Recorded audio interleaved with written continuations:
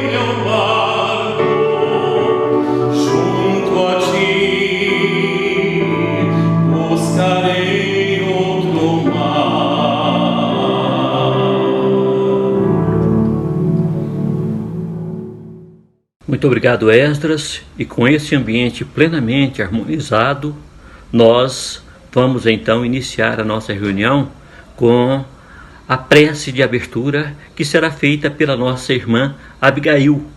Abigail, é com você. Boa noite, meus irmãos. Mais uma vez estamos aqui para iniciar o nosso estudo da noite de hoje. Pedimos permissão a Eurípides Barçanufo, pedimos orientação aos guias espirituais que assistem essa casa. Que o Senhor Jesus nos auxilia a entender tudo o que aqui for dito, entender e praticar no nosso dia a dia. Pai que está no céu, santificado seja o vosso nome. Venha a nós o vosso reino, seja feita a vossa vontade, assim na terra como no céu. Dai-nos o pão de cada dia, perdoa nossas dívidas, Senhor, assim como nós perdoamos nossos devedores. Ensina-nos a perdoar quem nos haja ofendido. Não nos deixe, meu bom Pai, caímos em tentação e livrai-nos do mal, e que assim seja. Com essa prece, damos por aberto o estudo da noite de hoje. Que assim seja. Muito obrigado, Abigail.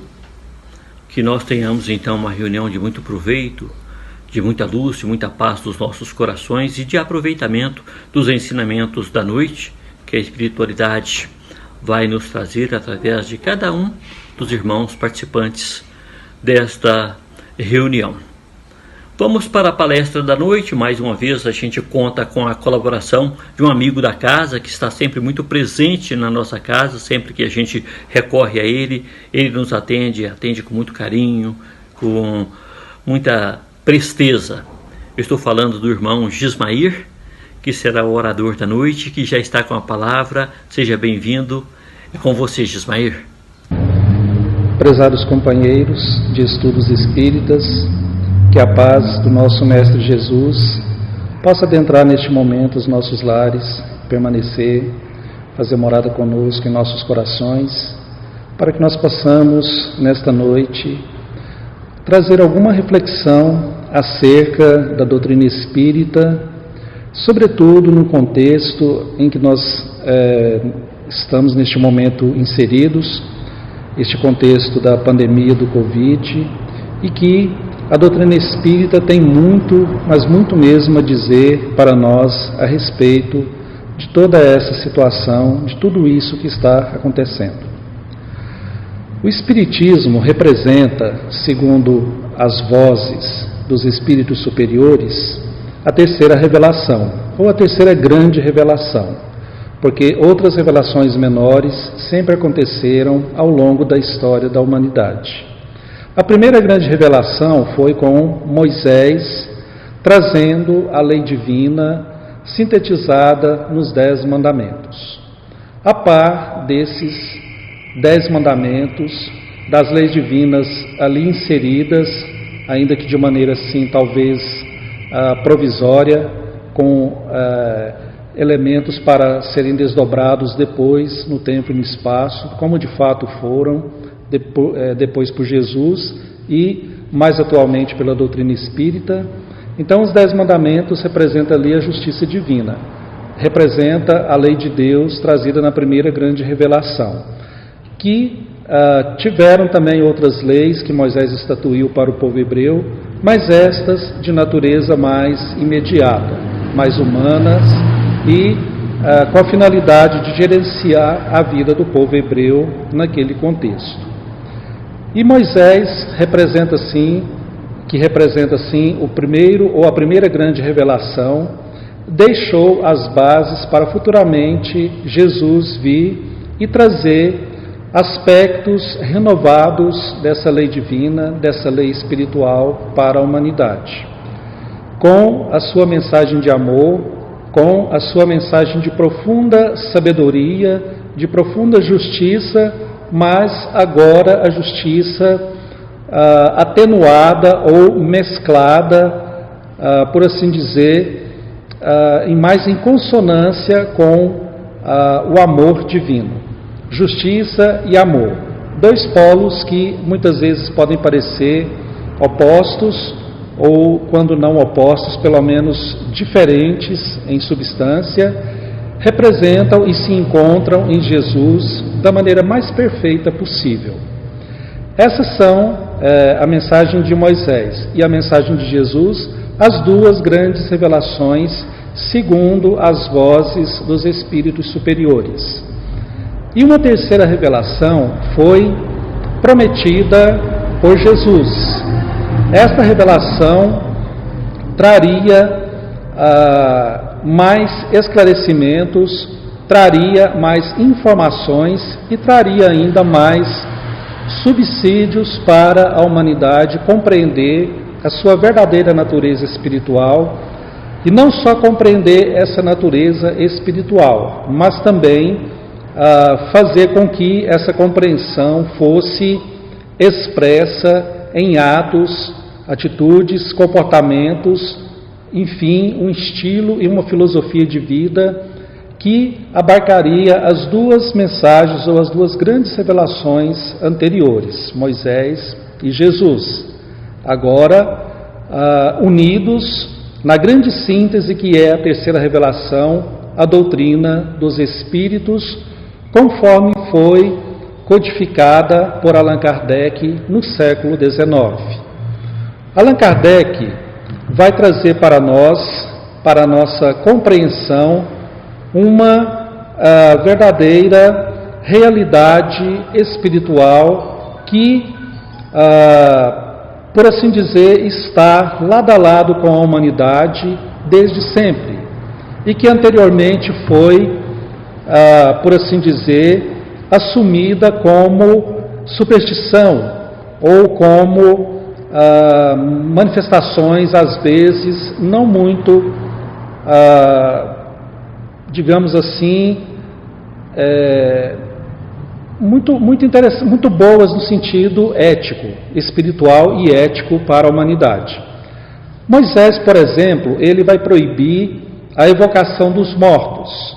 Por que ele vai proibir a evocação dos mortos? Porque ela não era realizada da maneira adequada, da maneira correta, que é profundamente vinculada ao sentimento de nobreza, de bondade, de espiritualidade e de um profundo respeito por aqueles que já passaram para o plano espiritual. À época de Moisés, evocavam-se os mortos ou os espíritos que eram confundidos com deuses ou então com demônios para adquirir benefícios para coisas corriqueiras, coisas sem o menor senso ético, filosófico e moral, como depois a doutrina espírita vai realizar. Porque evocar os mortos representa o quê? Todas as vezes em que nós estamos estudando ou pensando ou debatendo as ideias de alguém que já desencarnou, já voltou para o mundo espiritual, nós estamos, de certa forma, evocando os mortos. Ou seja, todos os especialistas de todas as áreas, para falar sobre o seu campo de conhecimento, ele vai evocar mortos. Assim, na física, quando um físico vai estudar as leis de Einstein, que Einstein estabeleceu, ele está evocando um morto ilustre da física. Mas essa concepção era estranha às pessoas da época de Moisés. E evocar os mortos representava ou significava uma prática mediúnica grosseira, em que buscava-se trazer de volta à vida alguém para adquirir apenas benefícios imediatos e até mesmo grosseiros, ou muitas vezes hostis a inimigos, a adversários. Por isso Moisés proibiu, e com razão, naquele tempo. Mas, já no século XIX, a humanidade já havia caminhado bastante, e quando Allan Kardec traz a revelação espírita para o palco da existência humana, ele o faz porque, naquele momento, havia a mediunidade se estabelecido de maneira bastante generalizada nos Estados Unidos, na Europa e em diversas outras partes do mundo. Agora não se evocava mais os mortos. Esses próprios mortos se mostravam, causavam fenômenos físicos para chamar a atenção dos vivos. E os vivos, primeiramente, dialogando com esses mortos, tiveram a ocasião de perguntar o que eram estes seres que se comunicavam com eles através da batida de objetos, de uma mesa que se mexia, de uma cadeira que se deslocava. E as pessoas combinavam, tantas batidas representaria sim, tantas representaria não. Outras tantas representariam a letra A, B, C e assim sucessivamente. E com essas pancadas, o mundo espiritual estabeleceu um diálogo com o mundo dos homens. E se revelaram espíritos que se comunicavam. O primeiro caso em Hydesville, 1847, trouxe uma dessas manifestações, que mexia na mesa, no teto, nas paredes da casa da família Fox, nos Estados Unidos, em Hydesville, no condado de Nova York. Esta manifestação, ou esta energia, revelou-se como sendo o espírito de um viajante, um comerciante, um caixeiro viajante, que naquela mesma casa que as famílias Fox se reuniam, ele fora assassinado por antigos moradores que roubaram-lhe a mercadoria. E a partir desse caso das irmãs Fox, o fenômeno se espalhou de maneira generalizada por todo o mundo da época, século XIX, início da segunda metade do século. A Europa conheceu essas manifestações em abundância. Na Europa, na França, Inglaterra e outros países, as pessoas se reuniam à noite para, por assim dizer, realizarem saraus, que eram encontros culturais em que as famílias mais ricas convidavam as outras para que ali, diante da mesa que se mexia com a colocação das mãos de indivíduos dotados de uma sensibilidade especial, essa mesa pudesse responder por aqueles fenômenos já, ou por aquela codificação das pancadas, a mesa pudesse responder a perguntas de todos os matizes. E as perguntas realizadas pelas pessoas eram, na sua maioria, perguntas frívolas. Número de loteria, se vai chover, se vai fazer sol, banalidades. Até que Hippolyte Léon Denis Rivaio, que ficaria conhecido como Allan Kardec, é convidado para participar de uma dessas reuniões. Mas Kardec era um homem erudito, de uma formação cultural ampla, poliglota, professor, pesquisador, profundamente imbuído do espírito científico do século XIX. E o que ele faz? Ele leva para estas reuniões cadernos com perguntas e apresenta essas perguntas às almas do outro mundo, aos espíritos.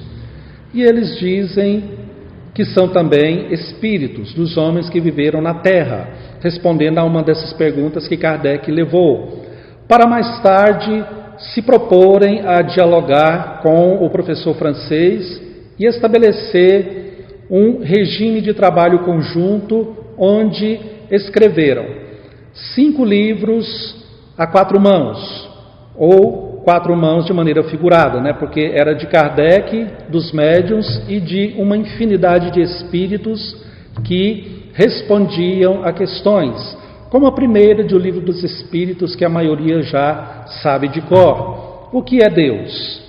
Deus é a inteligência suprema, causa primeira ou primária de todas as coisas.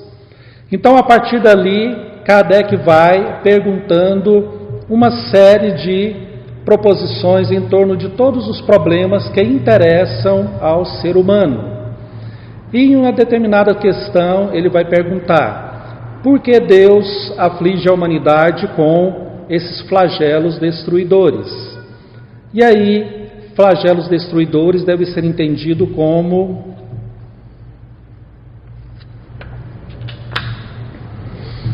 problemas relativos à relação da natureza com o ser humano. Há uma relação muitas vezes de força, em que o ser humano está, por assim dizer, indefeso diante das forças da natureza. Alguns chamam de forças telúricas, forças da terra. E aí nós podemos pensar numa série de elementos e de forças e de flagelos da natureza que muitas vezes são inabordáveis ou impossíveis de o ser humano evitar. Quantas e quantas pessoas já desencarnaram no plano físico por conta de tempestades, de tsunamis, que antigamente era chamado de maremoto, de terremotos, tempestades, raios e as doenças causadas por patógenos, ou seja, micro-organismos invisíveis, imperceptíveis a olho nu e que trazem em sua estrutura o sinete da morte. Quantas e quantas pessoas perderam a vida nessas condições? É incalculável ao longo da história humana. Só mais recentemente, a partir da Revolução Moderna e da Revolução Científica, pôde a humanidade aos poucos começar a, por assim dizer, mitigar os efeitos desses elementos da natureza contra essa humanidade. Porque antes, por exemplo, da invenção da penicilina, do antibiótico. O indivíduo que pegasse uma pneumonia, fosse causada por qual elemento fosse, este indivíduo estava praticamente condenado à morte do corpo físico, porque o antibiótico ainda não existindo, as bactérias, os vírus proliferavam e devoravam a vida do indivíduo, o que levou a uma estatística de que antes da invenção da penicilina, a expectativa de vida humana era uma. Depois da invenção do antibiótico e de uma série de outros remédios, a expectativa de vida se tornou outra, bem mais ampla. Por quê? Porque o homem, a medicina, a ciência foi conseguindo estabelecer novos padrões de sanitarismo para a saúde humana. Até o século XIX, antes da descoberta de Pasteur sobre os micro-organismos, a higiene era um problema gravíssimo. A peste bubônica, causada pela pulgas de rato, na Idade Média, dizimou a vida de milhões e milhões de pessoas na Europa. A cada 3 pessoas no continente europeu, no auge daquela pandemia, 2 perderam a vida física. Então, o conhecimento humano foi se aprimorando e aumentando a expectativa de vida. Vem a doutrina espírita, conforme a promessa de Jesus, no âmbito desse contexto de evolução em todos os níveis. Porque Jesus, na sua presciência, no seu profetismo, na sua capacidade de ver o futuro, ele antecipa todas as conquistas que a humanidade realizaria até o século XIX, para, a partir dessa conquista, trazer a terceira revelação, a revelação espírita, o Espírito da Verdade, que nos esclareceria acerca de todas as coisas, nos manteria informados do porquê e da essência de todos os fenômenos da natureza e da humanidade como um grande espírito coletivo e, na sua individualidade, aqueles indivíduos, bilhões hoje em dia, 7 bilhões e tanto, que compõem esse coletivo humano, que possui, cada qual, a sua razão própria, o seu contexto dentro da eternidade. Assim nós vamos observar, vamos poder refletir, que o momento em que nós vivenciamos hoje, ele surge num contexto espiritual, um contexto bastante significativo e que existiu em diversos momentos e etapas anteriores dessa mesma humanidade. Por que, por exemplo, há 100 anos atrás, a chamada gripe espanhola, que matou mais do que atualmente o Covid mata, ele não parou o mundo como nos dias atuais. Porque naquela época ainda não havia se estabelecido de maneira plena, enraizado em todas as camadas da sociedade e das coletividades de países, este fenômeno extraordinário social e sociológico que hoje se vivencia, conhecido como globalização ou mundialização, segundo outros, sem contar ainda o aspecto da evolução das tecnologias, da evolução da comunicação. Como dizia um amigo, de forma um tanto gaiata, não é que o mundo piorou, é que a cobertura jornalística melhorou bastante. Ou seja, antigamente havia toda essa problemática e até mais séria, mas não havia ainda a cobertura, a ampla cobertura que hoje a imprensa propicia. O que nos remete ao texto bíblico, quando afirma que no fim dos tempos as dores seriam tão lancinantes que uma pessoa gemendo de dor, o mundo inteiro poderia ouvir. E isso hoje é um fato tecnológico. Há poucos dias, todos nós podemos ver as impressionantes imagens do Líbano, na capital Beirute, quando um porto explodiu por conta da displicência característica dos seres humanos. Quando uma carga altamente inflamável e explosiva foi deixada estocada de maneira inadequada durante 3 anos. Em um determinado momento, aquilo que estava, por assim dizer, na sequência natural dos fatos, acabou acontecendo, acabou se materializando numa grande explosão que todos nós ao redor do mundo podemos ver, e podemos ver a qualquer hora, indo ao YouTube, aos vídeos e buscando os arquivos de uma explosão simplesmente impressionante. Então, essa mensagem, essa ideia apocalíptica ou bíblica de que o mundo inteiro poderia ouvir as dores de um indivíduo ou de uma coletividade, hoje se materializa graças à ciência, à tecnologia, ao conhecimento humano em todos os setores. Isso nos remete, por sua vez, falando no texto bíblico, a um gênero literário próprio da época de Jesus, do século I e II. Era um gênero literário entre os hebreus, ou entre os judeus, que era o chamado gênero apocalíptico. O que é o gênero apocalíptico? É uma narrativa que traz, como o nosso imaginário já deixou bastante consolidado, é uma narrativa que traz a perspectiva de algo que vai fazer com que a humanidade entre em colapso, destruindo-se, muitas vezes restando pouquíssimos indivíduos. Na época de Jesus era um gênero literário comum, que o mestre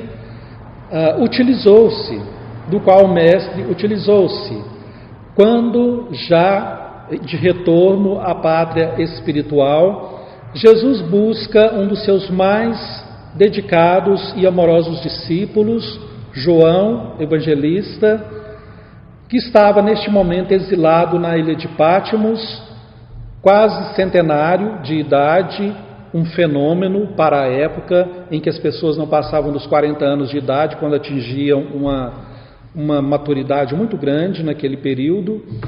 Então, João evangelista com quase 100 anos, Jesus o retira do corpo e lhe mostra o futuro da humanidade. E João vê, e voltando ao corpo, ele relata com as figuras, as alegorias, as metáforas da época, mas que, lidas, desvestindo-se toda essa simbologia, mostra para nós uma história bastante previsível para o Mestre Jesus, para a vidência do Cristo e para os grandes profetas desse futuro humano, em que a humanidade, por diversas vezes, passaria perto de verdadeiras tragédias coletivas por conta da sua imprevidência espiritual. No Apocalipse nós vemos as taças, os selos, as dores, as estrelas que caem do céu, que são uma representação que João Evangelista faz das bombas bastante comuns no século XX, principalmente Hiroshima e Nagasaki, no Japão, que há poucos dias completou aí anos daquela explosão fatídica que matou naquela época milhares e milhares de japoneses e colocou o mundo em uma pausa, em suspense por conta da Guerra Fria. Então o gênero apocalíptico mostra como diversas vezes a humanidade entra em situações de colapso. E hoje, com a doutrina espírita, com a mediunidade elucidada pelas vozes da espiritualidade, nós observamos que nada mais é, nada menos do que um intercâmbio entre os dois planos para estabelecer um conúbio entre o céu e a terra, para que a humanidade possa cada vez mais galgar um novo patamar de evolução espiritual a partir de uma reflexão em torno dos seus passos, principalmente aqueles passos equivocados. E desde a época do Apocalipse, desde o surgimento da mensagem espírita, nós temos sido advertidos sempre e a todo momento acerca de um dado instante, que não representa especificamente um dia, mas uma sequência de tempo bastante definível, em que a humanidade seria chamada às contas, a prestar contas das suas atitudes, tanto em relação à natureza, ao planeta, como em relação à sua própria individualidade nesse contexto coletivo. Há uma obra, um romance histórico das épocas heróicas dos mártires cristãos, escrito pelo Espírito Emmanuel, através de Chico Xavier, e que neste ano completa 60 anos, o livro Há 2000 anos, onde Emmanuel escreve uma autobiografia relatando a sua experiência na época de Jesus, quando ele pôde encontrar com o Mestre pessoalmente. E sua esposa, já àquela época, torna-se uma seguidora de Jesus, uma importante personalidade do cristianismo nascente. Importante não porque tenha ficado nas páginas da história, tenha sido conhecida, mas porque captou de imediato a proposta do Evangelho, a proposta de Jesus, se afeiçoou a ela e fez dessa mensagem o seu roteiro de vida. A esposa do senador Públio Lentulus, que era Emmanuel à época, a sua esposa, Lívia Lentulus. Lívia torna-se cristã e perde a vida no circo de Roma, quando troca de vestes com a sua escrava, porque escravo naquela época era algo bastante natural. Mas a escrava e Lívia já se portavam como irmãs em Cristo. E Lívia troca com ela de vestes no calabouço, e a soldadesca, ao ver a serva com as vestes da nobreza, manda-a para casa e manda Lívia, a verdadeira patrícia, a verdadeira romana, cidadã romana, para o meio da arena, onde ela perde a vida vitimada pela matança de cristãos naquele ambiente de tortura. Seu esposo encontrava-se na arquibancada, Emmanuel, cego dos olhos. E quando a sua esposa recebe o golpe fatal, ele sente reverberar em seu íntimo uma espécie de angústia, um terremoto íntimo. As suas entranhas, por assim dizer, vibram de amargor, de profundo sofrimento, sem saber por quê. Mais tarde, descobrirá: sua esposa havia sido vítima da sanguinolência romana contra os seguidores indefesos do Mestre de Nazaré.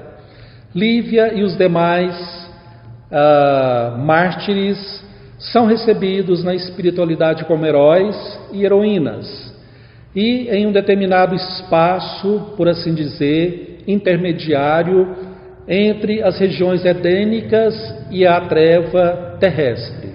Eles recebem, aquele pequeno grupo, a visita do Mestre Jesus.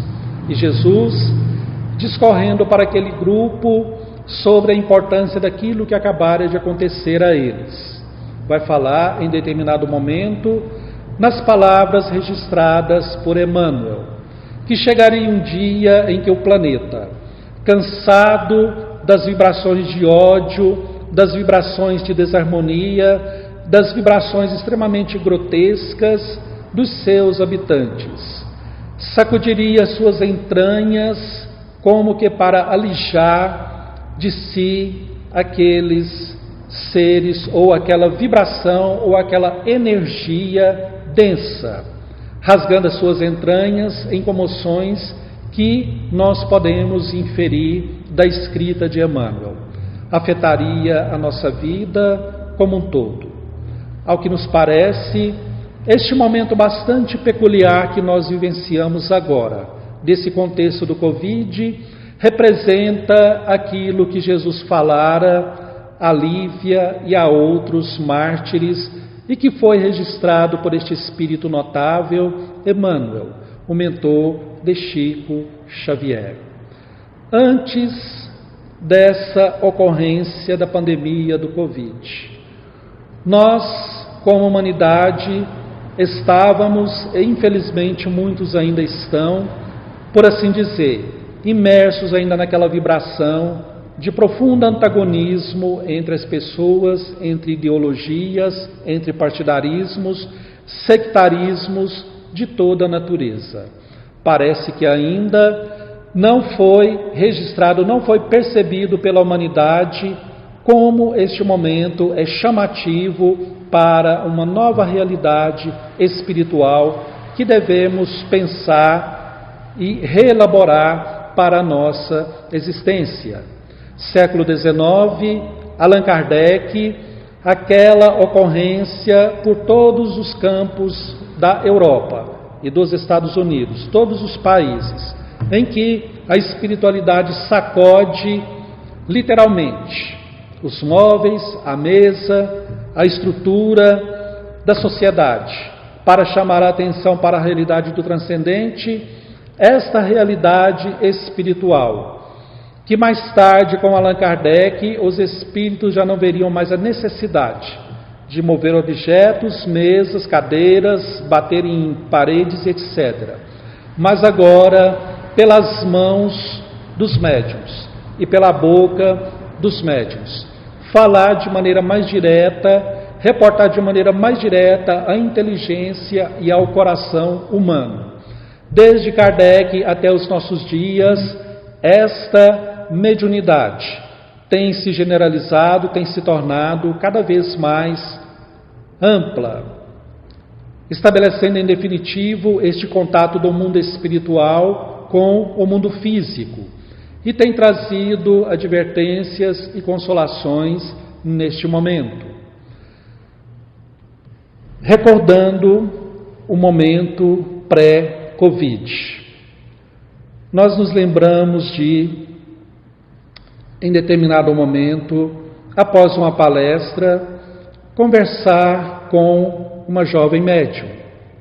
E ela dizia o seguinte, naquele momento, que ela tivera um sonho. E é interessante porque o texto bíblico, o Velho e o Novo Testamento, diz: no fim dos tempos, diz o Senhor, derramarei de meu espírito por sobre toda a carne, a generalização da mediunidade. Vossos velhos, vossos jovens terão visões, terão sonhos. E aquela jovem médium sonhava. E neste sonho, após a pequena estudo que realizamos em um grupo, aquela jovem vai dizer, isso cerca de um ano antes de sequer termos notícias do Covid. Ela dizia que teve um sonho bastante curioso. E nós quisemos saber desse sonho, porque é uma jovem que já havia revelado dotes mediúnicos em outras ocasiões. E ela diz que teve um sonho bastante intrigante com a nossa cidade e depois com o nosso próprio planeta. Ela dizia que sonhou que estava próximo a uma das saídas da nossa cidade, da nossa grande Goiânia. E ela estava ali, um local bem conhecido, espacialmente dela, e ela observava um fenômeno bastante curioso. Uma fila a perder de vista de pessoas retirando-se da nossa cidade cabisbaixas, com máscaras no rosto e uma equipe bastante grande, de médicos vestidos como se fossem astronautas, totalmente com roupas para não contaminar-se, que inspecionavam essas pessoas que se retiravam em uma fila a perder de vista, retirando-se da nossa cidade.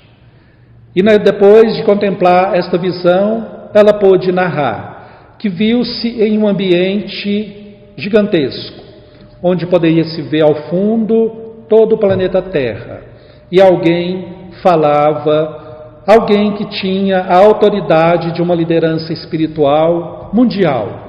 Essa pessoa falava que daí a alguns anos, isso deve ter sido há 2 ou 3 anos atrás, aconteceria um fenômeno global que forçaria ou que convidaria de maneira incisiva a humanidade à união, a desenvolver a fraternidade, a buscar-se amorosamente para que pudesse sobreviver àquilo que estava por vir.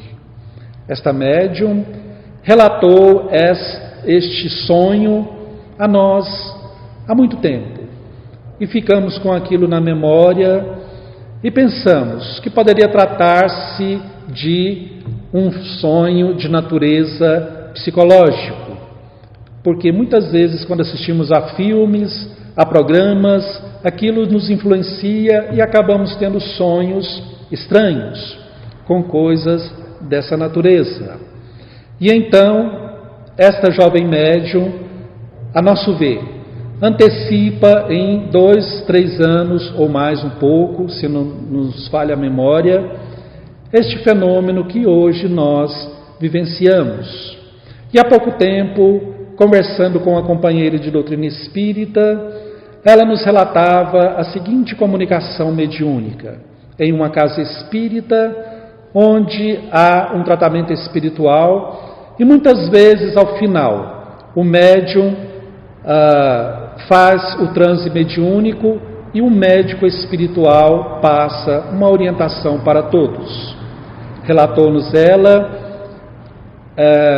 palavra por palavra, ou como se dizia em latim, ipsis verbis, que o médico espiritual disse, quando o Covid ainda não havia aparecido no horizonte. Daí a alguns meses, 2 ou 3 meses, surgiriam as primeiras notícias vindas da China. Mas esta médium testemunhou a seguinte fala do mentor espiritual. Após contemplar a todos de maneira silenciosa durante um tempo, ele disse o seguinte: vocês que estão na carne, daqui a alguns meses vocês vão vivenciar uma situação inusitada, algo que esta geração jamais viu nem imaginou, uma guerra que a humanidade vai travar. Mas não é uma guerra atômica, não é uma guerra de bombas, é uma guerra contra a natureza. Preparem-se, porque vai haver muito sofrimento. Será algo bastante assustador. Alguns meses antes do Covid. E numa conversa quase que ao acaso, esta memória foi resgatada. Podemos ver e dialogar com o médium que recebeu a mensagem. E o próprio médium disse que quando o espírito disse que haveria uma guerra contra a natureza, ele ficou pensando se seria tempestade, um tsunami, alguma coisa gigantesca, e ficou com aquilo, mas jamais poderia imaginar que fosse uma guerra contra algo invisível, como o Covid. Ou seja, nós nos recordamos da fala poética, da música de Roberto Carlos, uma música intitulada O Ano Passado. Ele fala de corpos estranhos no ar, silenciosos voadores, quem sabe olhando o futuro do ano passado, e termina dizendo Quem briga com a natureza envenena a própria mesa. Contra as forças de Deus não existe defesa. Isso depois de falar da ganância, das bolsas de valores, do ouro, de tudo. Ou seja, a humanidade, desde a época de Jesus até os nossos dias, é abençoada pela fenomenologia extraordinária da mediunidade.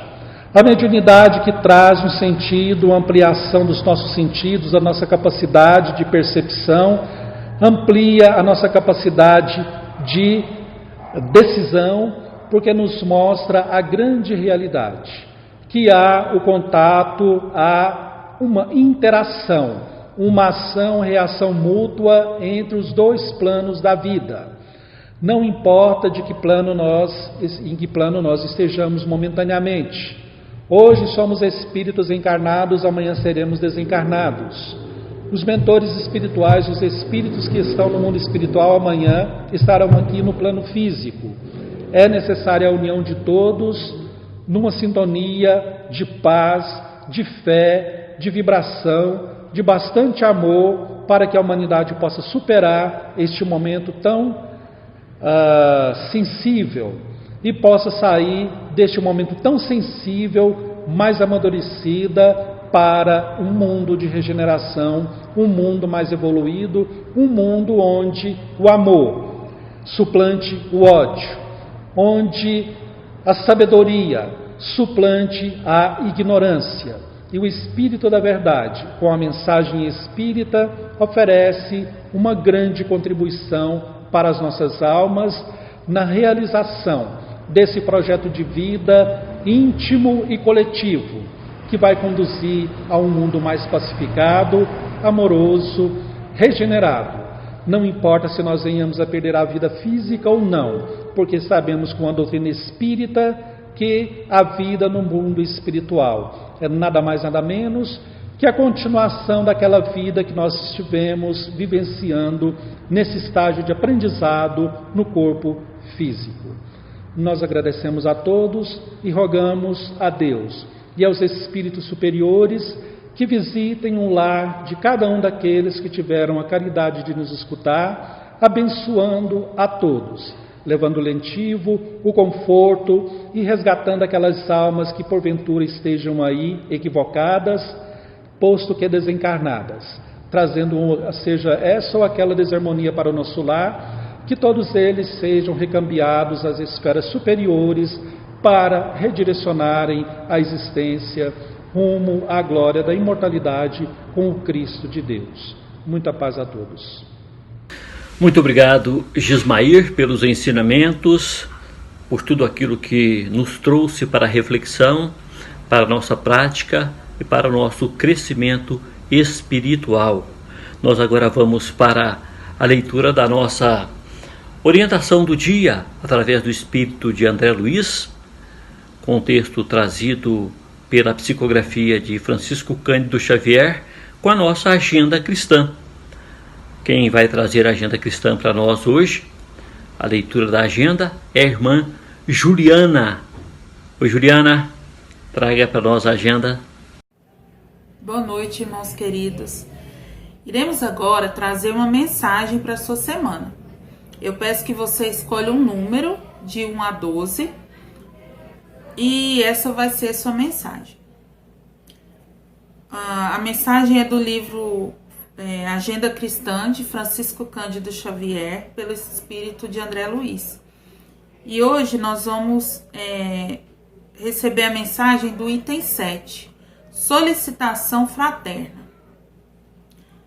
Então, se você escolheu a mensagem número 1, ajude com a sua oração a todos os irmãos que jamais encontram tempo ou recursos para serem úteis a alguém. Ajude com a sua oração a todos os irmãos que jamais encontram tempo ou recursos para serem úteis a alguém. Se você escolheu a mensagem número 2, ajude com a sua oração a todos os irmãos que se declaram afrontados pela ingratidão em toda parte. Ajude com a sua oração a todos os irmãos que se declaram afrontados pela ingratidão em toda parte. Se você escolheu a mensagem número 3, ajude com a sua oração a todos os irmãos que trajam os olhos de luto para enxergarem o mal em todas as situações. Número 3, ajude com a sua oração a todos os irmãos que trajam os olhos de luto para enxergarem o mal em todas as situações. Se você escolheu a mensagem número 4, ajude com a sua oração a todos os irmãos que contemplam 1000 castelos nas nuvens, mas que não acendem nenhuma vela no chão, que somente cooperam na torre de marfim do personalismo, sem lhe descerem os degraus para colaborar com os outros. Ajude com a sua oração a todos os irmãos que contemplam 1000 castelos nas nuvens, mas que não acendem nenhuma vela no chão, que somente cooperam na torre de marfim do personalismo, sem lhe descerem os degraus para colaborar com os outros. Se você escolheu a número 5, ajude com a sua oração a todos os irmãos que se acreditam emissários especiais e credores dos benefícios de exceção. Número 5, ajude com a sua oração a todos os irmãos que se acreditam emissários especiais e credores dos benefícios de exceção. Se você escolheu a número 6, ajude com a sua oração a todos os irmãos que devoram precioso tempo dos ouvintes, falando exclusivamente de si. Número 6, ajude com a sua oração a todos os irmãos que devoram precioso tempo dos ouvintes, falando exclusivamente de si. Se você escolheu o número 7, ajude com a sua oração a todos os irmãos que desistem de continuar aprendendo na luta humana. Número 7, ajude com a sua oração a todos os irmãos que desistem de continuar aprendendo na luta humana. Se você escolheu a mensagem número 8, ajude com a sua oração a todos os irmãos que exibem o realejo da desculpa para todas as faltas. Número 8, ajude com a sua oração a todos os irmãos que exibem o realejo da desculpa para todas as faltas. Se você escolheu a mensagem número 9, ajude com a sua oração a todos os irmãos que sustentam a vocação de orquídeas no Salão do Mundo. Número 9, ajude com a sua oração a todos os irmãos que sustentam a vocação de orquídeas no Salão do Mundo. Se você escolheu a número 10, ajude com a sua oração a todos os irmãos que se julgam centros compulsórios das atenções gerais. Número 10, ajude com a sua oração a todos os irmãos que se julgam centros compulsórios das atenções gerais. Se você escolheu a mensagem número 11, ajude com a sua oração a todos os irmãos que fazem o culto sistemático à enfermidade e ao obstáculo. Ajude com a sua oração a todos os irmãos que fazem o culto sistemático à enfermidade e ao obstáculo. E por último, se você escolheu a mensagem número 12, ajude com a sua oração a todos os irmãos que são doentes graves que necessitam do amparo silencioso. Ajude com a sua oração a todos os irmãos que são doentes graves que necessitam do amparo silencioso. Então essas foram, as mensagens de hoje e eu desejo que a sua semana seja abençoada. Muito obrigado, Juliana. Vamos já encaminhando para o passe magnético curador. Então, antes nós vamos harmonizar o nosso ambiente mais uma vez com a força que tem a música de boa qualidade. Que cada um de nós agora já possamos nos preparar para recebermos os fluidos magnéticos curadores preparar a nossa água para que ela seja fluidificada. Vamos então entrar no universo musical, deixar a música penetrar no nosso espírito, limpando o nosso ambiente, deixando-o perfeitamente harmônico para o passe magnético curador. Peço ao irmão Esdras, então, que execute mais uma canção para nós.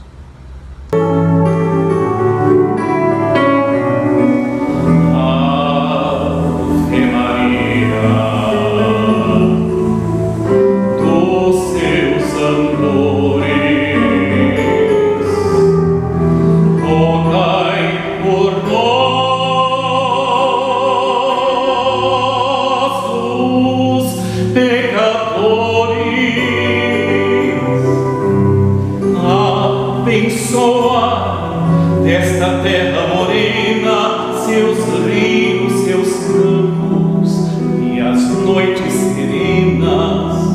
Abençoai as cascadas e as borboletas que enfeitam as matas. Ave Maria, em vós, Virgem Maria, rogai por nós,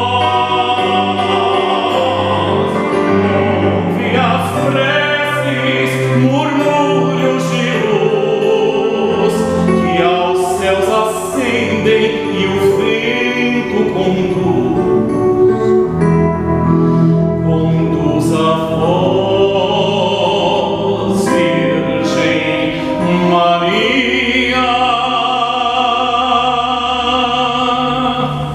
rogai por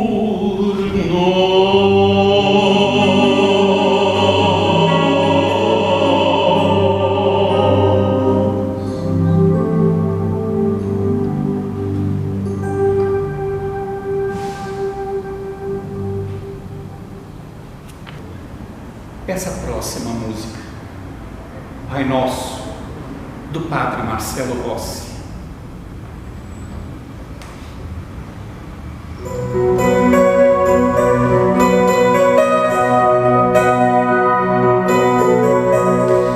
Pai nosso que estás nos céus, santificado seja teu nome. Venha a nós o teu reino e seja feita a tua vontade.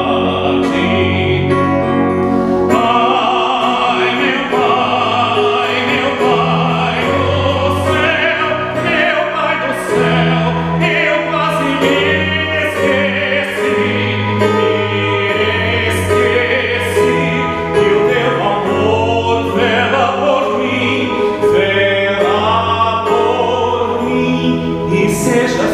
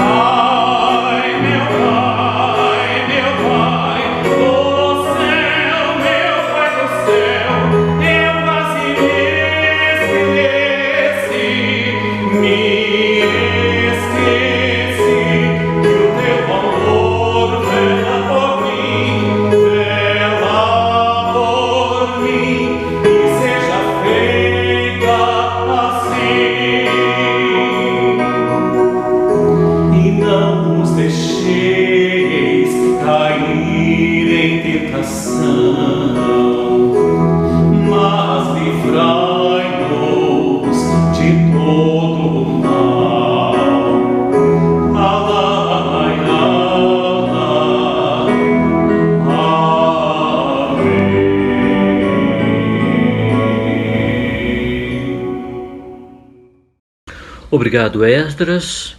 Nesse ambiente de luz, de paz, de harmonia, nós convidamos ao irmão Romildo, que é do grupo mediúnico da casa, para conduzir o passe magnético curador.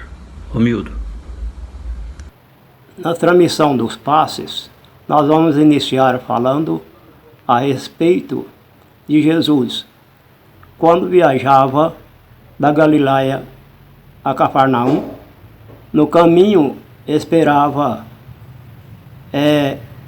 irmãos cegos, eram 10 na sua caminhada, que esperavam por ele para receber a cura. Quando ali chegaram, ali estavam todos juntos, os 10. E Jesus, orando por eles, falando com eles, pela sua própria fé, ficou são 9, e um ficou cego. E assim continuou a viagem. Continuando a viagem, os apóstolos perguntaram: e Jesus, e aquele que ficou cego não foi curado? Jesus não respondeu e continuou a Cafarnaum. Resolvendo os problemas em Cafarnaum, voltou para Galiléia. Quando chega ao ponto, o cego estava curado. Então ali é a representação da fé, da coragem e da vontade, aquela fé robusta que procura trazer no seu coração. Aqueles outros tinham fé, menos, 1 grão de mostarda. Aquele outro tinha mais fé, 2 grãos de mostarda. Seria esse referente. Pela sua ida e vinda, naquele período, pela sua própria fé, ele se curou. Quando passou, Jesus falou aos apóstolos: está curado também o 10º. E assim, nesse instante, levemos nossos pensamentos à transmissão do passe a todas as criaturas que sofrem, encarnados como desencarnados. Os nossos irmãos em sofrimentos, que através do cosmo universal nós podemos buscar forças aurindo em favor das criaturas que sofrem, porque quem pede pode também agradecer e pode louvar. E assim, sempre junto de Deus, através dos nossos ânimos e a nossa coragem perante a fé de cada um. Pai nosso que estais nos céus, santificado seja o vosso nome, Senhor. Venha a nós o vosso reino, seja feita a tua vontade, aqui na terra como é feito em todo espaço. Dá-nos o pão de cada dia que nos dá sempre, Senhor. Perdoa nossas dívidas, ensinando a perdoar aquilo que nos deve. Perdoa nossas ofensas, ensinando a perdoar os nossos ofensores. E não nos deixe, Mestre, entregues à tentação e liberta-nos de todo mal. Que assim seja. E assim, Jesus, nós, através dessa oração, emitimos pelos nossos passos eletromagnéticos aqueles que todos vão receber nesse instante esses fluidos para a recuperação da tua saúde, seja a saúde moral, a saúde física, mas a principal é a saúde espiritual, que sempre devemos ficar ligados a Deus e assim responder dentro desse caminho aos nossos compromissos, um para com os outros, e assim resolver todos os problemas dos outros e também de nós. E assim, Mestre Jesus, nesse instante, queremos vibrar também para a fluidificação das águas. Nesse instante, pedimos a Jesus, o grande Mestre, o grande médico de todas as criaturas, os benfeitores espirituais que cuidam e zelam de todos nós, sempre junto aos nossos anjos de guarda, sempre recebemos as curas espirituais, as curas do fluido cósmico universal, o magnetismo que vem através dos laboratórios espirituais, trazendo para nós aquilo que nós necessitamos. Tudo que Deus nos oferece é porque nós necessitamos. Somos filhos e temos que ser unidos uns aos outros através do amor que Jesus nos ensinou. Que essas águas, colocadas aqui à frente, colocadas no seu lar, aonde você esteja, que você possa também deixar a água para ser fluidificada, em nome de todos os benfeitores que cuidam e os médicos espirituais da espiritualidade, igual, por exemplo, a água fluidificada, nós recebemos os remédios necessários para cada solução, para cada problema de nosso de nossa saúde, e assim representando o melhor possível para um e para os outros. E os irmãos desta casa possam receber, os irmãos em toda a nossa vivência, os irmãos espíritas, irmãos que conseguem e prosseguem dentro do espiritismo. Estamos sempre lutando para um melhor mundo, em favor de todos, em favor do nosso planeta, para que se haja sempre o bem, trabalhar no bem, agir no bem, executar no bem, fazer a todos aquilo que provém de Deus, trazendo sempre na sua glória a paz, a tranquilidade. E assim, nós, neste momento, com as águas fluidificadas, encerramos essa parte. Que assim seja. Obrigado ao Romildo, muito obrigado à espiritualidade maior por esse tratamento, e que cada um de nós que recebemos essa carga fluídica tenhamos condições e comportamento para merecer a sua ação no nosso corpo, no nosso espírito, na nossa áurea, e que as nossas atitudes sejam condizentes com este merecimento. Meus irmãos, nós já estamos encaminhando para o final da nossa reunião desta segunda-feira. Quero agradecer a todos vocês que estiveram conosco pela presença, convidá-los para a próxima segunda-feira, quando outra vez nós estaremos reunidos, mais uma vez de forma virtual, e que todos tenham uma semana de muita luz, de muita paz, de muita proteção. Quero convidar a irmã Célia para fazer a prece final. Tenham todos uma boa noite. Amado Jesus, nesse instante, Senhor, queremos te agradecer por mais essa oportunidade, Senhor, desta reunião virtual. Agradecer o orador dessa noite, que Jesus possa iluminá-lo a cada dia mais. E agradecer a espiritualidade maior que vela por todos nós. E a Ti, ó Pai, pela vida, que vá de encontro todos os lares, Senhores. Abençoe a cada um de nós. Abençoa, Senhor Jesus, a nossa terra. Abençoa o nosso país. Que o Mestre Jesus possa descer as bênçãos nessa noite, abençoando, nos fortificando, nos dando força para seguir adiante. Pai nosso que estais no céu, santificado seja o vosso nome. Venha a nós o teu reino, seja feita a tua vontade, assim na terra como ela é feita nos céus. O pão nosso de cada dia dai-nos hoje. Perdoa as nossas ofensas, assim como nós perdoamos a quem nos tem ofendido. Mas não nos deixes entregue às tentações, mas livra de praticar o mal hoje, agora e sempre, que assim seja. E damos por encerrado esta reunião virtual desta noite, que assim seja, agradecendo a todos.